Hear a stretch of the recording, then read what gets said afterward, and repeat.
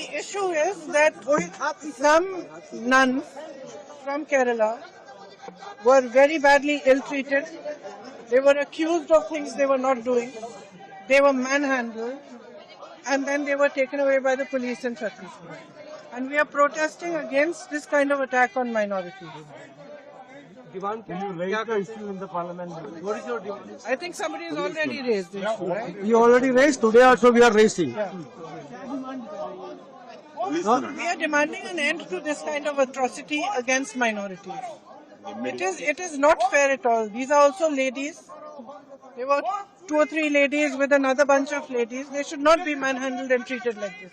And you cannot just accuse people of things that they are not doing. Yes. This continues since 3 days. Yes. Did you think that the Yes. government is going to take action on it? Frankly, the government doesn't take action on anything except their publicity, their PR, and when elections are coming, what face they want to show to the public. They do not take action on anything concrete. So I don't expect action, but it is our job to push them and pressurize them as much as we can.